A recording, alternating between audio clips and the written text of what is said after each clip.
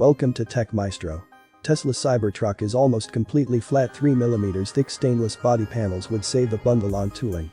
Tech Maestro examined the piles of photos and videos posted by Tesla and come up with some great back-of-the-napkin numbers that are far better informed than we, or anyone else on this side of the business, is likely to come up with. And just for the record, we a fan of the basic design, because it'll take him silently into the woods for deer hunting, while its thick stainless steel bodywork harmlessly can fend off potential scratches and dings way better than his Wrangler Rubicon's painted body can. Tooling for 50,000 Cybertruck bodies per year. Sandy sees stainless steel blanks entering the facility in a couple of sizes, from which they are cut either via water jet or laser. Water would be his preference, so as not to risk altering the steel's heat treatment. The blanks will then be handled manually and formed on press brakes or very simple stamp operations, using manual load, clamp, brake, and possibly manual tack welding, and then structurally fastened via robotic TIG welding. There would be no major paint shop, as chassis and other non-Class A surface parts that require paint or other corrosion protection would arrive painted or powder-coated by the supplier. Forecast capital expense for 50,000 trucks, $30 million. Assuming 5 years of tooling amortization, that's less than $200 truck, a fraction of what Sandy claims mainstream manufacturers assume for marketing $800 vehicle and legacy cost $600 vehicle. Tooling for 600,000 Cybertruck bodies per year. Let's say Cybertruck really takes off and gives F-150 a real run for its money. Increasing the production volume much beyond 100,000 units per year requires considerably more equipment. Now you can't cut blanks with water or lasers. Blanking dies and automating the press brake operations will cost $30 million. Automating the body shop is another $35 million. A small paint shop to paint non-body and/or non-exterior parts adds another $60 million for a total of $125 million for Tesla's Cybertruck. But to scale up an F-150 type conventional truck body, the vastly greater number of parts required raises the blanking stamping cost to $50 million, the automated body shop to $65 million, and a state-of-the-art, environmentally compliant full-body prime and paint shop adds a staggering $500 million for a total of $615 million in the case of the conventional truck. Exoskeletal design cost. The 3mm thick steel body panels forming an exoskeletal body structure, which he likens to the fuselage of the Republic RC-3CB amphibious airplane.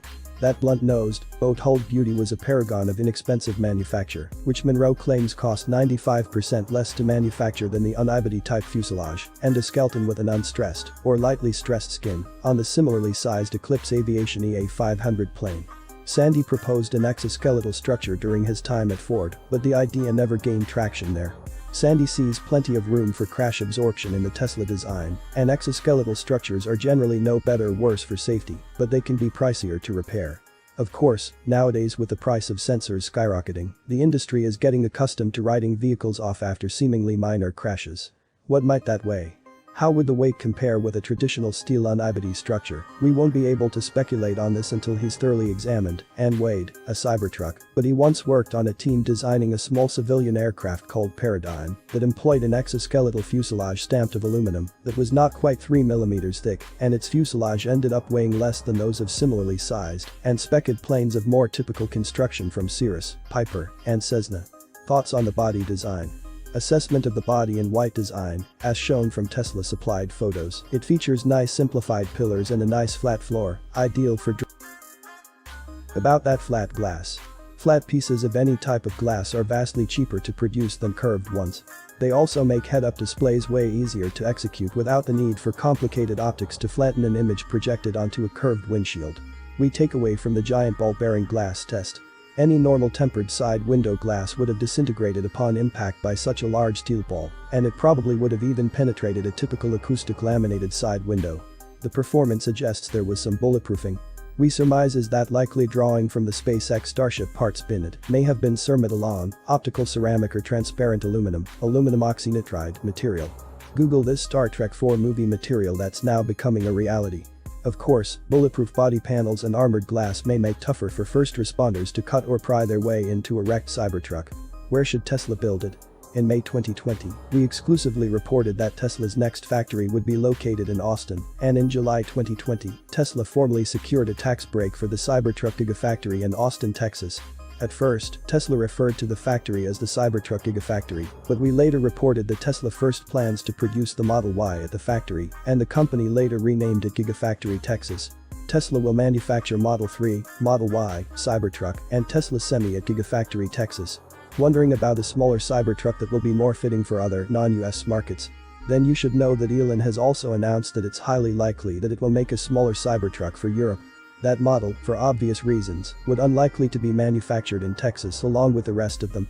Tesla has also made available reservations for the Cybertruck in China as of last summer, and with the company's broader push for localized production, the company could be looking to produce future Cybertruck inventory there, too.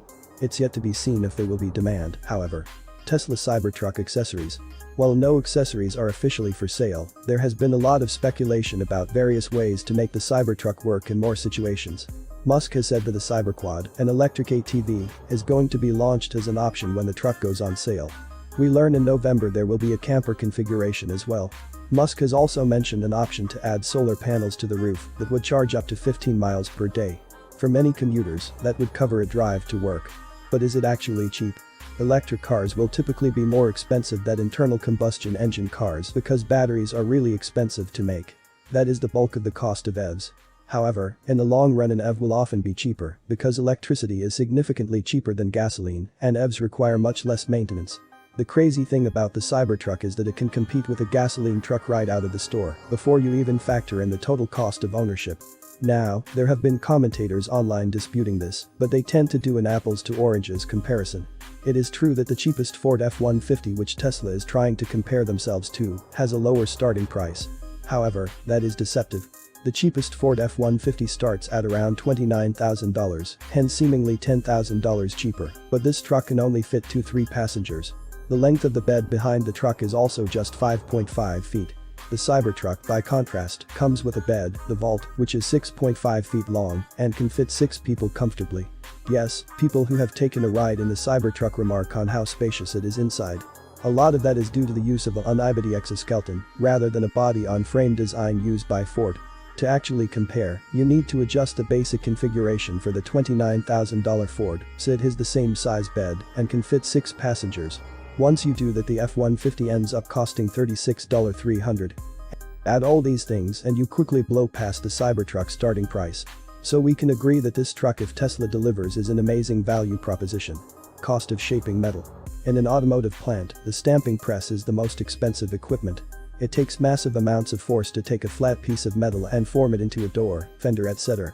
The tooling is expensive because multiple stamping dies must be created for each of several stages for stamping of each part. The Cybertruck avoids this cost because it uses flat steel sheets all over. That is not merely to avoid costs, but also because the 30x cold-rolled stainless steel Tesla uses is so hard that a normal stamping press would break if it tried to shape these steel plates. However, you can bend these steel plates in different ways. One innovative way is to use a laser cutter and cut out a part, bend, and then weld the joint afterwards to make it strong. This means cheaper and simpler manufacturing than using stamping machines, which requires a multi-stage process with enormous machines that need massive power. Paint is expensive. Another expensive part of car making is painting. Cars typically need paint because their mild steel exterior would otherwise rust to pieces. However, stainless steel does not rust, and it is hard to paint in any case.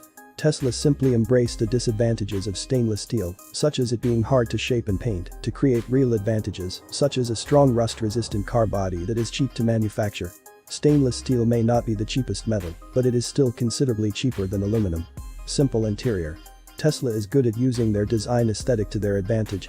Usually a unique look costs you more money, but the simple clean interior of a Tesla is much cheaper to make, and the dashboard that looks like marble is in fact made from a paper composite. This is much cheaper than leather and other expensive materials usually used in cars. Sticking to a single large screen also dramatically reduces complexity and cost. We think of touchscreens as fancy, but they are not that expensive to make. A dashboard full of dials, knobs and instruments would be far more expensive. Tesla has basically used clever design to make a truck with a unique look, is cheap to make, and that has superior performance and attributes. That is what good design is all about. Bad design is an afterthought, something added to make a product the engineers already know would cool. In this case, we can see how great design thinking has added immense value at every step. Come, make sure to let us know in the comments section below. Also leave a like on the video and subscribe to the channel if you haven't already.